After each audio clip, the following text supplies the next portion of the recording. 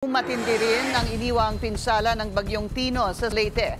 Ang isang dike bumigay daw sa dami ng tubig. Ang detalye sa agenda report ni Andrea Salve live mula sa Hilongos. Andrea, ano na ang sitwasyon dyan?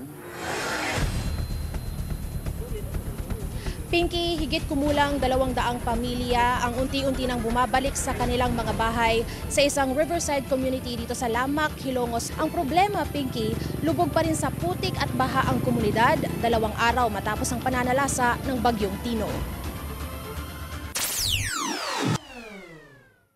Tubig bahang umaabot hanggang binti at tuhod ang hanggang ngayon nilulusong ng mga residente ng Purok Kalabasa sa Barangay Lamak, makabalik lang sa kanilang mga tahanan at maisalba ang mga gamit na pwede pang pakinabangan. Ang tubig bahang yan ay nagiging putik pagdating sa unahan.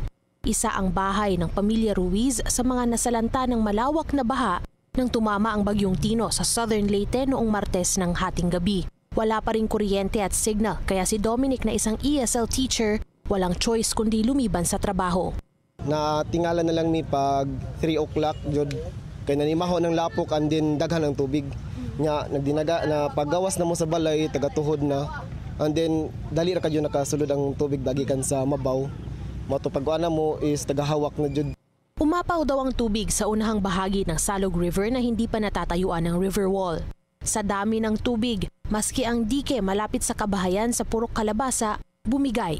Riprap ang salog nagtupong ng tubig. Pila ka minutes ana natumpag ang riprap mao to ang sa mga ang tubig sa balay usa pa jud ng flow.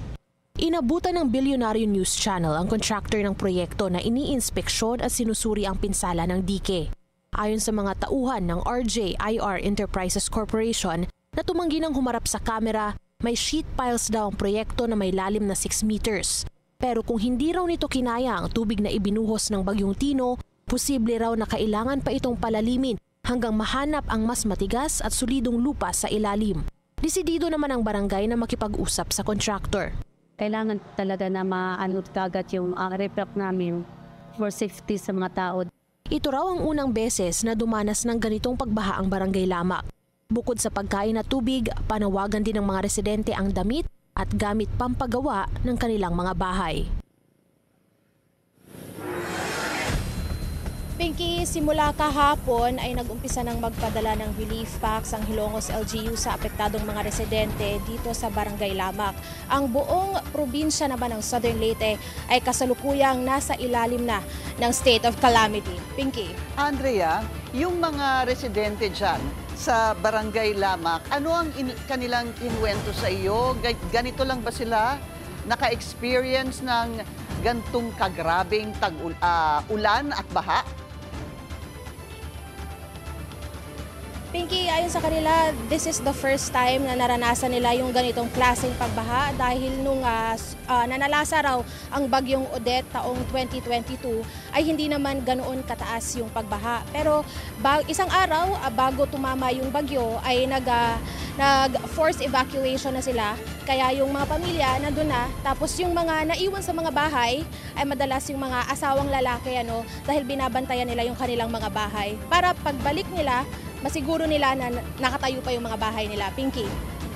Andrea, patuloy pa rin ba yung relief operations dyan? Tama, Pinky. Tuloy-tuloy pa rin ang relief operations. Sa katunayan, yung DSWD kumikilos na rin para makapaghatid ng tulong sa mga apektadong mga pamilya. At ngayon ngang nasa state of calamity na ang buong probinsya, inaasahan nating mapapabilis yung kanilang relief operations. Pinky. Yung impormasyon, meron ka bang impormasyon sa casualty count sa Southern Leyte, Andrea? Pinky, batay sa ulat ni Southern Leyte Governor Damian Mercado kanina, hindi niya na dinetalye pero 2 raw ang naitalang nasawi, 6 ang injured at isa pa ang kasalukuyang pinaghahanap ng mga otoridad. Pinky. Maraming salamat sa iyo, Andrea Salve. Nag-uulat ang live mula sa Hilongos.